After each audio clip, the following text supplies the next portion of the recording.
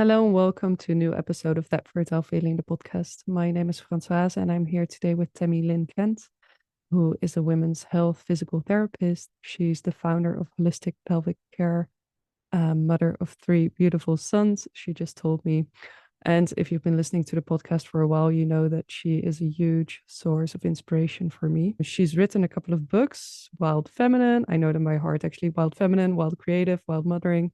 And I came across that first book, Wild Feminine, in 2015 when I've been trying to get pregnant for a while. Actually, that book, it was life-changing for me. It just showed me that there was such a different way in which I could connect to my womb, to my body, just to that whole fertility journey. And I actually fell pregnant like the month after reading that book, which was already a miracle. I love hearing that. And then I actually went on to lose that baby a couple of months later.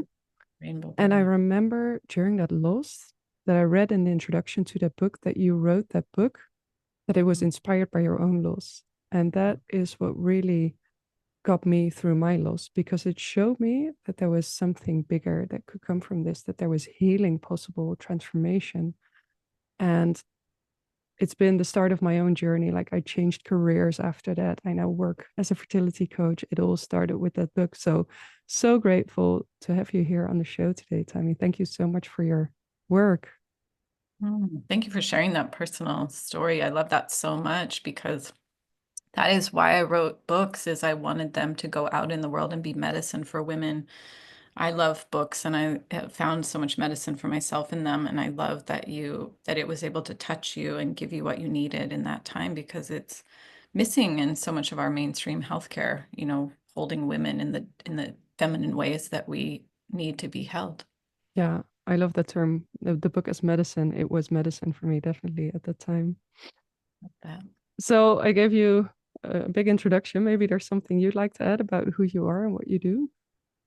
I would just say that I think feminine medicine is so rich and so potent and so creative, and never more than this time do we need it when we're in a time where there may be different things going on. I'm in the United States and there's a lot happening. I was just down in Los Angeles because one of my sons lives there where the fires are. And of course, Mm. there's changing politics. And feminine medicine is like the earth. It doesn't change. It's very rich, it's very creative, and we need it more than ever. So I guess I would just say to anyone listening to search into this topic. What is feminine medicine? What does that mean to you? Of course, I've written 3 books that go into the aspects of that in terms of creativity, the female body, and mothering. But I just invite everyone here to realize they carry potent medicine in their bodies, in their energy fields, and to access it and tap into that. And that's definitely my role, is helping people find that. I really recognize what you're saying. I remember like the day after the US elections. I'm in the Netherlands, right? So it shouldn't really affect us that much. But for me, the first thought was, well, does this mean that we'll enter into war with Russia? Like this Absolutely. might affect us. And I remember going into meditation, like really feeling into what my guides or my intuition was telling me. And the answer came up that the womb has the answer, that the womb has that is a powerful force that all of these conservative figures are trying to repress, really, because they're so afraid of the power. But also the answer that came is this power is unstoppable. They've tried it before and they've never succeeded. So Absolutely.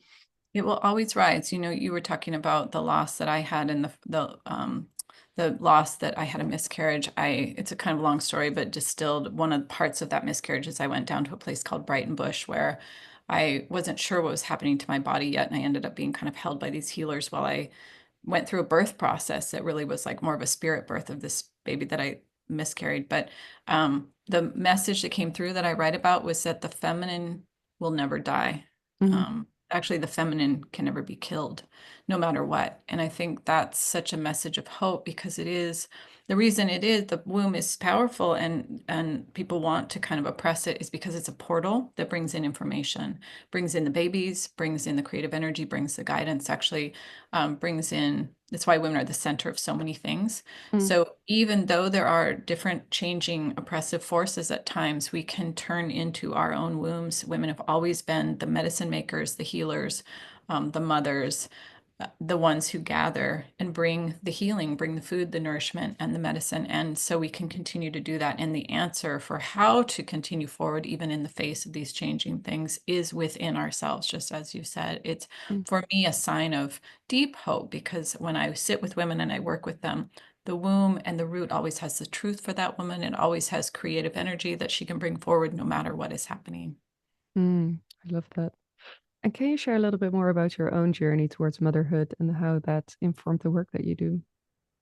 Yes, I maybe was unusual in the United States that is very focused on kind of feminism, which I would say I'm a supporter of feminism, but also it kind of in the United States, especially, the movement of feminism was more out of the home and towards the working world. So it Mm. kind of like exiled the home and the mother. So I was maybe unusual in that I always wanted to be a mother. Like that was the first career I Mm. wanted. So I worked on getting a career in women's health physical therapy so that I could help support my family, but I was really going as fast as I could to have a child. And I had my first son almost 25 years ago when I was 29. And for me, that really initiated a whole journey of realizing how disconnected I was from my body. So I had never thought of my womb except in terms of pregnancy. And I went on a journey after he was born, realizing I was so separate from something, which I now know was the feminine. I just Mm. know that as someone who had been in the academic world and an achievement oriented person, because that's what Western culture teaches, and mental, a lot of, learning, head learning, I wasn't prepared for any of the skills that I needed to nurture an infant and move at a slow pace and be more in the feminine realm of the home.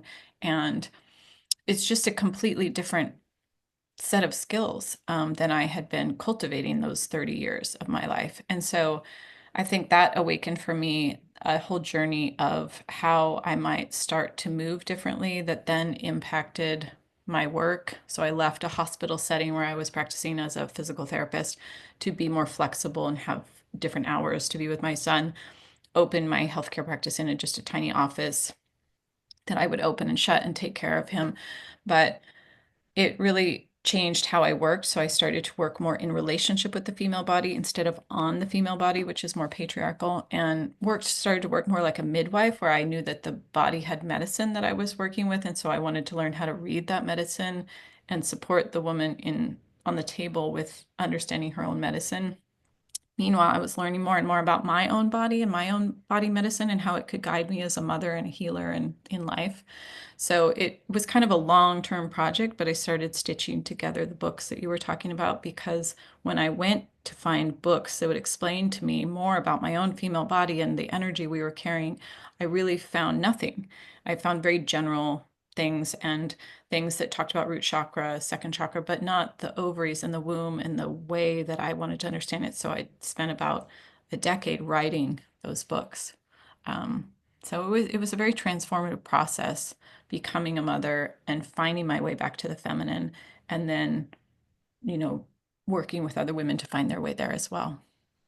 Yeah, and something I picked up on is you mentioned you were sort of raised in this overachieving culture. That was also the way you maybe approached motherhood at the start. You weren't really equipped for it. And I think that's something I see a lot in my clients as well when it comes to fertility journeys, that we Absolutely. also try to approach fertility in the way it's, eating the right foods, taking the Mhm. right supplements, doing the right things. It becomes a whole to-do list. Um, Especially, I think the age of information, which is, mm, double-edged sword, right? People have a lot more access to information, which can be a benefit, but also that information overload is somewhat dissociative from the body. When you yeah. go into the mind and you're like, if I just do this, this, this, and this, there's a way in which we're not actually embodying what we need to, it kind of runs counter to fertility a lot of the times because the more we're in our minds, the less we're in our bodies, and that impacts the blood flow and the chi flow and the hormones. And, I have a lot of empathy for the fertility journey. I know it's very stressful. And I walk with women through that, and there's a lot of puzzles to it, like why isn't this working for me? And it's very painful.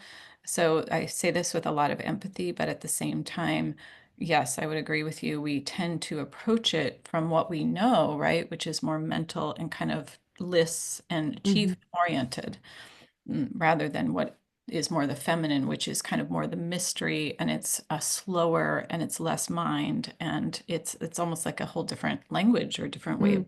Yeah, because you have a book, a chapter in your book, Wild Mothering, that's called Engaging the Mystery in Your Womb. Mm, After yes. all of your decades working in the womb space, what can you tell us about that mystery? How do you start working and engaging with that? Yeah, I would say again, that's kind of how I came to when I started as a women's health PT. It's very medical model. So I was a fixer. I would, like, a woman would come in with problems, urine leakage or pelvic prolapse, and I would work on her body. What I learned to do more in my practice when I left and was more working in a more intuitive kind of nonlinear way was I started to be with the body and receive the body's information. It's a little bit more of like a holistic medicine, like Chinese medicine, acupuncture, or something where pulses are taken and there's an information the body is sharing, and then that is worked with. It was kind of like that where I started to kind of sense there was an energy there that neither the woman or I were tapped into. We were, Mm, in our minds.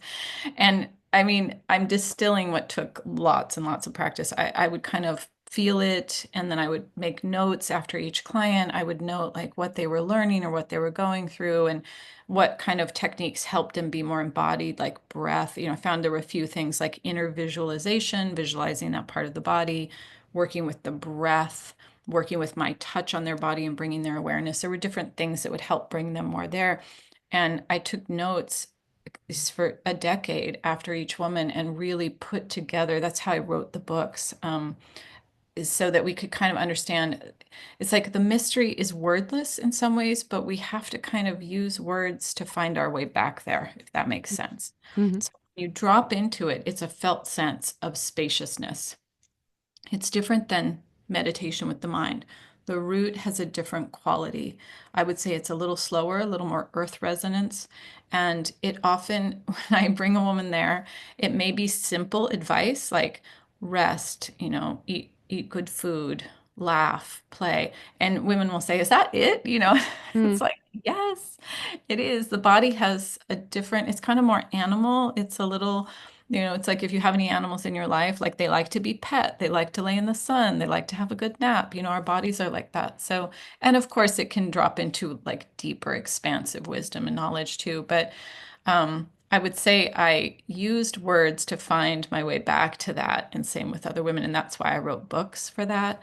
But really, I think at the crux, the womb was a source point for community information. Don Eligio from the Maya tradition, who Rosita Arvigo, who developed Mayan abdominal massage, studied with him. He was a Mayan shaman who passed away in the 90s. He said that his village would gather around in the mornings and listen to the dreams of the menstruating women so that they could receive information for the village about where to hunt and just what was going to happen. And that blew my mind when I heard that as a Western woman. Blew my mind that the leadership would be listening to the mm, dreams of menstruating women. I mean, imagine if in the US that's what we were doing. We're like going the polar mhm, opposite direction of that right now. But I think as women wake up to that truth and start to reassert that, I mean, that's the truth. Our bodies are portals. We all enter from this point. And I think the dissociation, repairing that one person at a time is vital and is the movement, because every woman that returns to that, then her children return to that truth. I'm in the process of raising three sons, and I can attest to the power of that. It doesn't mean a perfect life. It doesn't mean we haven't had conflict and challenges, we have. But that knowing, me coming back to my own center, has definitely shifted how my sons walk in the world. And it's like an anchor point that we keep kind of coming back to. And it's vital. I think we would have more whole people if we were coming from that core place. mm. And that brings us back, I think, to what we discussed before. The revolution starts in the womb. That's how we'll. It absolutely starts in the womb. And it has to continue, because I think what I notice is women often ignore the womb until they want to get pregnant. Then they're like, pregnant, pregnant, pregnant. And then they have a baby and they don't know that the womb is actually a place to then mother from. It's why I wrote the mothering book, Mm, Wild Mothering, not as a how, not as a perfection, like do more. It was more like the medicine you need for yourself and your child is actually still in your womb. So here are tools to come back to that in a world that will pull you out of it, in a world that will tell you the information is over here. Now, I'm not saying don't read books and don't learn. And of course, we're all trying to, developmentally support our children. But the truth of that entry point is still true. And in wild mothering, I have energy medicine drawings of kind of how to tune into that womb space even as your children grow. And it's something I still do with my young adults, where I tune into that access point to receive knowledge for them. And so I share how to do that. And I'm about to teach a class with my eldest son. First time I'm going to teach with one of them about kind of the experience of being a man in today's world, how the feminine relates to men, how men are being wounded, what the challenges that my son faced for himself, and just what advice he might have. So the womb is really a key counterpoint for us to have whole people, males and females, daughters and sons, communities. Mm. But it starts with each woman kind of remembering that that isn't an access point just for her. And I remember in Wild Mothering, you also write about how energy medicine is crucial for conception. Can you tell us a little bit about how that works? Absolutely. Well, it's not that you can get pregnant, right, in lots of different ways.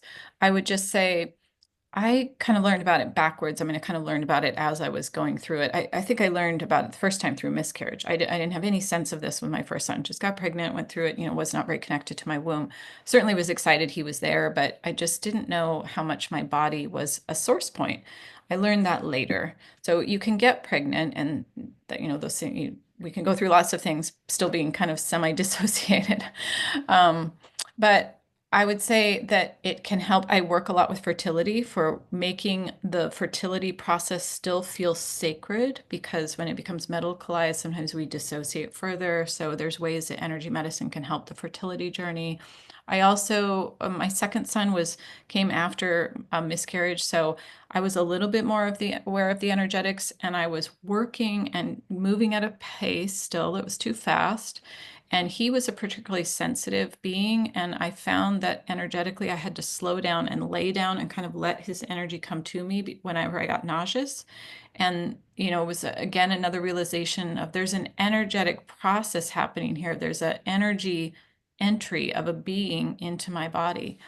And then you can use the energetics around birth. And so I share a lot of this in Wild Mothering, but birth is a physical process, but it's also an energetic process where there's a portal that opens, there's a download that comes through, and sometimes that gets interrupted in a birth trauma or interrupted birth process. And so I share diagrams of kind of how to repair that if you have birthed your child, but you feel like something's kind of missing. It might be that the birth energy got off a little bit. Mm. There's no time frame around that. So you can go back and kind of work on that. And I share diagrams and energy meditations of how to do that.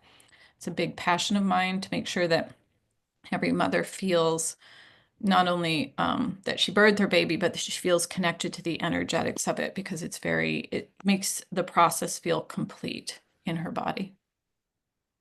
That reminds me of my own miscarriage in a way, and how your book really helped me focus on the energetics of that process, not seeing the miscarriage as something that I had to undergo, but active. I even made a birth plan for my miscarriage so that I could, like, I didn't Beautiful. know where to start. I realized this is something I can turn into a ritual, but I never really worked with rituals before. So, Yes, um, absolutely. how would you suggest women work with loss? Because there seems to be an Yeah, important energetic for role in that sure. as well.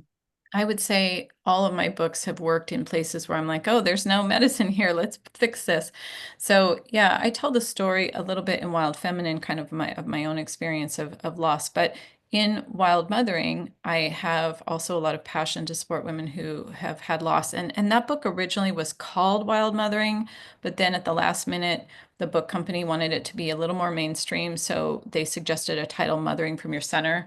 It actually looked like this when it was published, Mm. and very sweet, but not quite what I had in mind still. It was like a little too prescribed.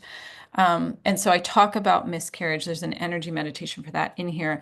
But when I came back, the company came back to me last year and said, "Do you want to re-release it as Wild Mothering?" And I was like, "Yes." So this is what it looks like now. This was the original cover that was supposed to come out. Mm. And they said you can add anything. And so I added 2 chapters from the view of the elder mother, because I had mothered twice as long as the other Mm. book, so a lot more knowledge.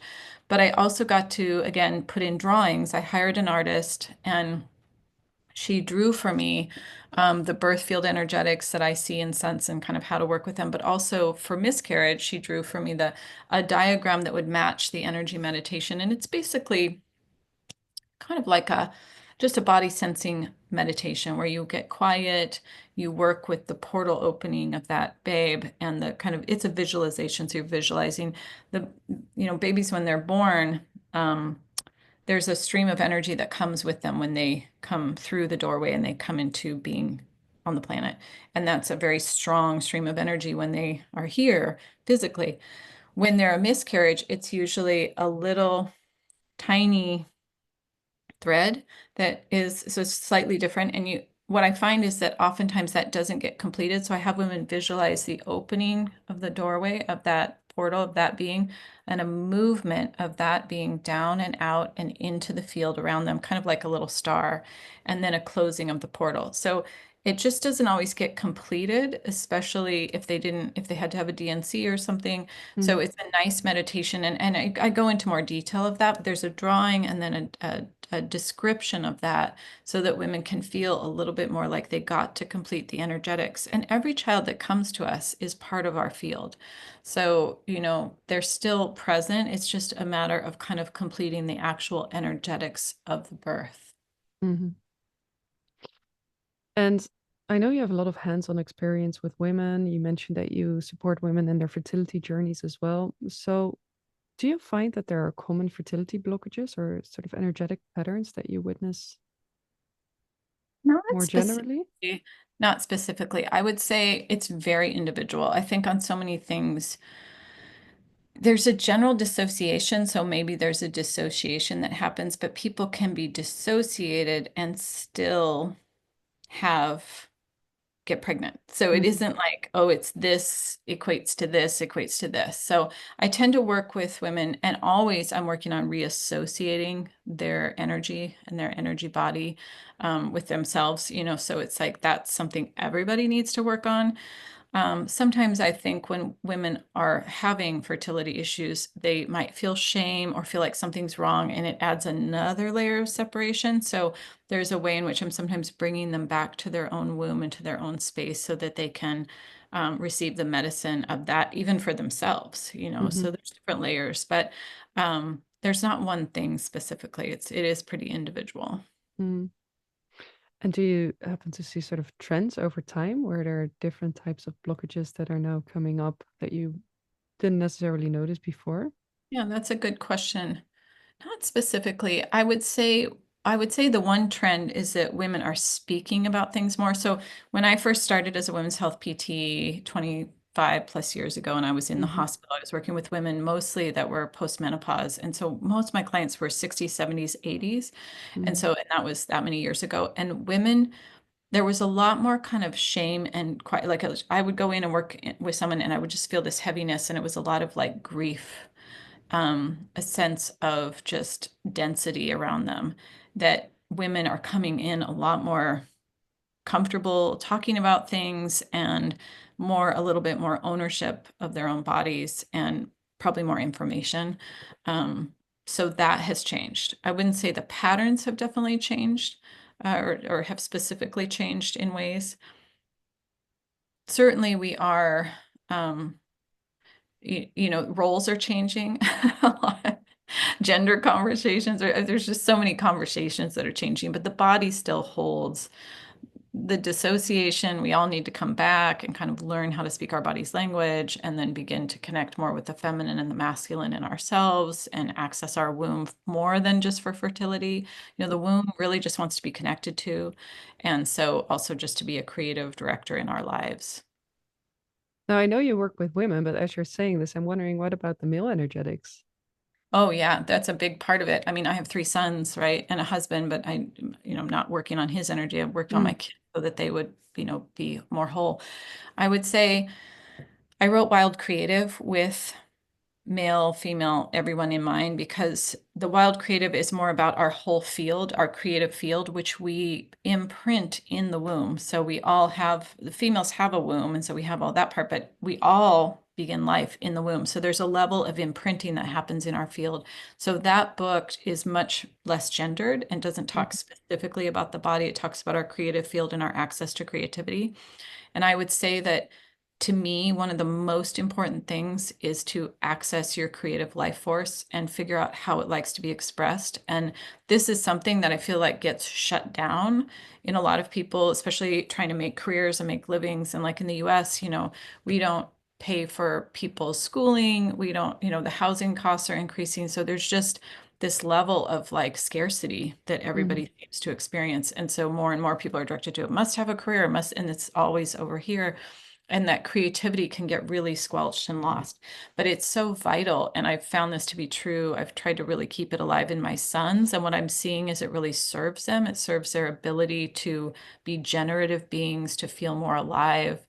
I think of it as a life force that we're all supposed to tap into, and it really does play a role in making life more beautiful. When I started tapping into that for myself, because I had moved way away from it, I certainly didn't think art was important. I was very Western driven. And as I started to access more color and texture and beauty and creativity and just creativity for the sake of creativity, that's what expanded my writing and my life as a mother and my work as a healer.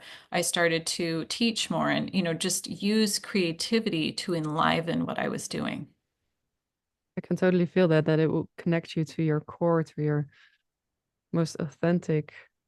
It's your probably your most authentic way of expressing yourself, right? When you're engaging in anything Absolutely. creative and Absolutely. yeah. Absolutely.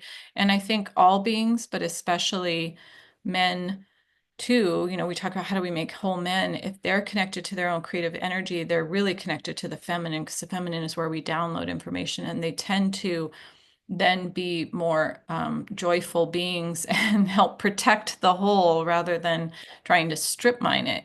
So it really can change the stance point. And I'm very passionate about raising healthy sons and bringing healthy men into the world. So people will say to me, oh, it's ironic you have sons when you do all this work with women. Mm, And actually, it's probably even more needed is to have the feminine kept alive in boys so that they can be more vibrant men. yeah. I'm thinking like I have two small sons, so it's definitely something to think about how to Absolutely. adopt that.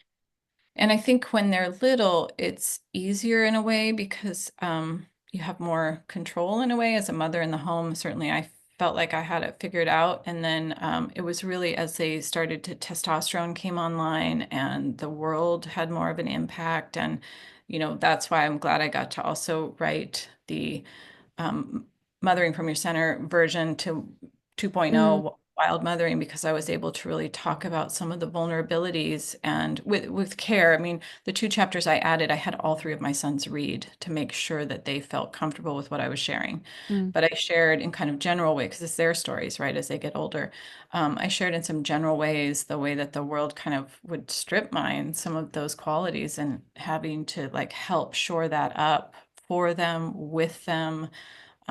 It's still a work in progress. I mean, we're causing harm to young men, and I think we're more aware in general in Western culture of how women have been harmed, and there's a lot mm, of talking about that because women are the ones talking about it. mm, But there's also harm to males, and because they tend not to be as verbal, they're not necessarily speaking up and saying this is an issue. But I witness that as a mother, mm, and try to give voice to that more. mm. Thank you for adding that. Just to bring it back to women again, to conception. I know Yes. in Wild Mothering you speak about the feminine approach to conception, and so you mentioned energy medicine, engaging with the mystery in your womb. Are there any other parts to that feminine approach to conception? I would say, part of it is getting into a dreamy mindset. So it's like it's a sideways view to it, right? Where if you can get into things that feel good, that tend the body, that put you in a state of relaxation, that bring nourishment, that tends to enhance fertility because the body is more relaxed and the body is feeling more supple. When we are in a state of tension and constriction and feeling stressed, that kind of tells the body that it's not a good time to get pregnant. So it's Hmm. sort of an unconscious thing, but I would say the feminine approach is, being really nourishing with yourself, going at a slower pace, taking things off your to-do list, being more present with your body, making sure you feel good, and getting to walk and getting to eat things that feel good. And when you really take care of your body and take care of your feminine nature, that is part of fertility Mm, and can help with fertility. mm.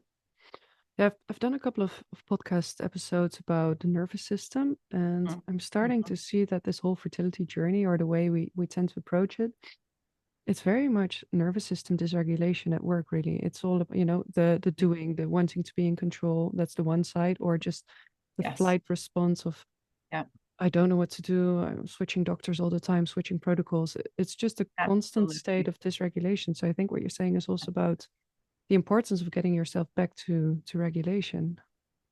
Yes, and taking good care of yourself regardless. So we tend to, it's almost unconscious, but we kind of like, well, I'll take care of myself if I'm pregnant or if Mm, and this is like starting right away. If we were in our feminine mode, we are taking care of ourselves. So we are making time for ourselves. We are in a relaxed state in the body. We're doing things that put us into more relaxation. We are giving ourselves more spaciousness and care. And so not waiting for something, the right things to happen so that we can actually be in our feminine sense of being. It's like so much of the world puts us in masculine overdrive. And I would say this is true even beyond fertility. What mm, I'm noticing from women who are coming into my practice and what I noticed in myself, it's a masculine driving kind of task management way of being. And it is the opposite of the feminine, which is mm, timeless and spacious and more in the moment and more in the mystery. So somehow, even just for our own well-being, we have to marry these two things. mm, And if we do that, we actually, ironically, you have downloads and sources of inspiration when you're in the feminine space that can then make your masculine task orientation more efficient or more joy-filled. It actually, they're meant to work in sync. mm, So it's something I would say I learned while I was working on this repair with women, that this way of moving was actually better for our bodies, better for our health, better for our emotional health. And it does regulate the nervous system differently, which mm, then is better for heart rate and for our cellular repair and for fertility. mm. Yeah. Yeah, something I'm starting to recognize more and more is that with the fertility journey, there's a huge opportunity for you to start to recognize, I call it like your inner patriarch, Yes. the inner patriarch who's Yeah. running the show, and to Mhm. say, I'm actually going to let go of that and I'm going to experiment with a completely different way of being and living. And that's super scary because we live in these societies that value that patriarch. Uh, Right. Um, Well, and I think the important thing to realize, and I have somewhere along the line started thinking about this, the patriarch has this negative connotation, and it's actually not supposed to be negative. Toxic patriarchy is negative. It strip mines the mm, feminine. It doesn't care for it. It takes what it needs and leaves the feminine denigrated. The healthy patriarchy energy is married to the matriarch, and they are the yin yang mm, infusion. So the healthy patriarch actually protects our feminine energy, looks out for it, curates it, guards it. And then the feminine brings the guidance and actually brings the downloads of where to harness and work with the energy. So that's how it's supposed to work. And, so if you can bring that up, that energy, that matriarchal feminine energy up so that it's actually in the leadership role, mm, um, or a certain kind of leadership, it's almost like, the presence in the moment and the download. And then you're like, okay, this is where I want you to apply the energy. And then the masculine takes it from there. mm. That's how it's meant to be in kind of a balanced state. Yeah, really finding the balance within yourself. Yeah. Yeah. Well, thank you so much, Tammy, for a beautiful conversation. Um, just to round up the conversation, what would be your general message for anyone who's dealing with fertility issues and or pregnancy loss? Mhm. I would say the first thing is to really bring in love and care for yourself. I think we can't bring in too much care and love for ourselves in this time in general. And when you're suffering something like fertility challenges or loss, It can be very lonely. It can sometimes be a very isolating journey. And also because it's happening in your body, it can make you feel um, heavy in a way, or not, like you don't want to even connect with your own self. So it's a good time to bring in extra care and love and turn up the volume of love, because you deserve love. And that care and love will actually help you process what's happening. You're Mm, not alone. And so, bringing that love in more fully is really important. And then reaching for voices like yours, Francoise, where people are sharing the experience so that they don't feel so alone. Because I'm in the room where I hear how common this is for women, mm, and, can hold each other in that. mm. It's beautiful. It's that was actually the major lesson on my own. So my own fertility journey lasted over a decade in the end. And the major shift for me was when I realized that I couldn't control whether I got pregnant or not. The only thing I could control was how well I took care of myself along the way. And that transformed it completely. Absolutely And I beautiful. feel, yeah. Well, where can people find out more about you and your work if they want to reach out? Yes, I have, my website is wildfeminine.com. Mm-hmm. And I also am on Instagram, Tami Lynn Kent, on Instagram. And I have classes that I teach. I teach the holistic pelvic care work that I do. And I actually am coming to the Netherlands next summer. And I, of course, have my books, and I teach online, and I do online sessions. So I just invite you to come in and receive some of this beautiful, wild feminine, wild mothering, wild Mm. creative medicine. Great. I'll put it all in the show notes. Thank you. Thank you so much. Thank you also to the listeners for tuning in this week. If you want to reach out to me, you can find me on Instagram at that fertile feeling, or email me at francoise at thatfertilefeeling.com. I always love to hear from you. I always get back to you and hope to see you back in 2 weeks. Bye bye.